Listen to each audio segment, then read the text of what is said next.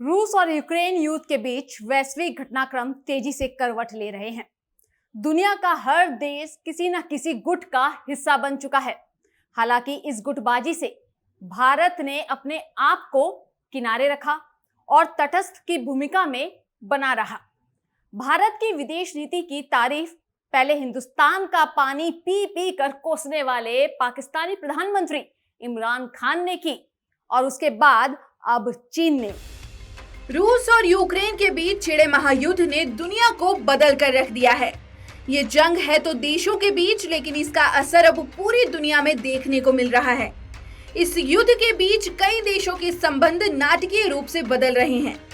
नाटकीय हम इसीलिए कह रहे हैं कि जो देश जानता हो कि वो भारत का दुश्मन नंबर 1 है, फिर भी भारत की तारीफ कर रहा हो तो इसे नाटकीय षड्यंत्र ही कहा जाएगा।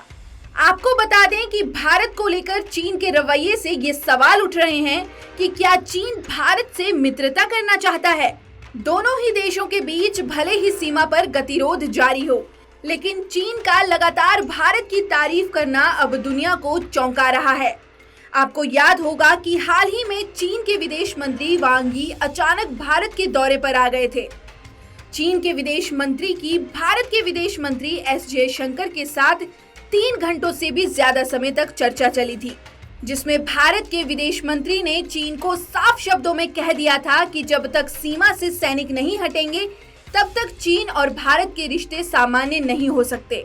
और उससे पहले दिवंगत सेना प्रमुख बिपिन रावत ने तो चीन को भारत का दुश्मन नंबर 1 तक बता दिया था। लेकिन भारत के इतने कड़े बयानों के बावजूद जैसे ही चीनी विदेश मंत्री अपने देश पहुंचे, उन्होंने भारत की तारीफ शुरू कर दी। चीनी विदेश मंत्री ने तो राष्ट्रीय सुरक्षा सलाहकार को चीन आने का न्योता तक दे दिया है। ये बात साबित करती है कि दोनों देशों के बीच भले ही विवाद हो, लेकिन आने वाले समय में कुछ बड़ा हो सकता है। भारत को लेकर चीन अपनी आधिकारिक बयानों में रूस पर भारत की जमकर तारीफ कर रहा है।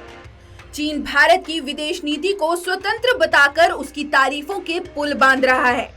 इससे पहले पाकिस्तान के पीएम इमरान खान ने भी भारत की विदेश नीति को स्वतंत्र बताते हुए भारत की तारीफ की थी। आपको बता दें कि चीन के विदेश मंत्री ने एक बयान जारी कर चीनी मीडिया को कहा है कि उन्होंने भारत यात्रा के दौरान ये महसूस किया है कि दोनों देश इस बात से सहमत हैं कि वो एक दूसरे के लिए खतरा नहीं है। वांग यी ने कहा कि दोनों देश एक दूसरे के साथ मतभेदों को दूर कर सकते हैं। चीनी विदेश मंत्री ने कहा कि भारत और चीन प्रतिद्वंदी की जगह भागीदार हैं। उन्होंने ये भी कहा कि भारत और चीन को एक दूसरे को सफल होने में मदद करनी चाहिए। चीनी विदेश मंत्री ने अपने बयान में सबसे चौंकाने वाली बात ये बोली कि जब भारत और चीन एक आवाज में बोलेंगे तो दुनिया उनकी बात सुनेगी।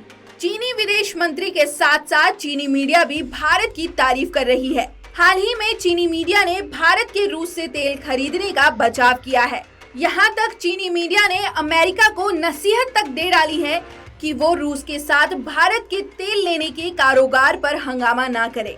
चीन का भारत के प्रति ये रुख और अचानक से भारत की तारीफों के पुल बांधना, ये साफ तौर पर बताता है कि चीन अब भारत की बढ़ती ताकत को नजरअंदाज नहीं कर सकता है।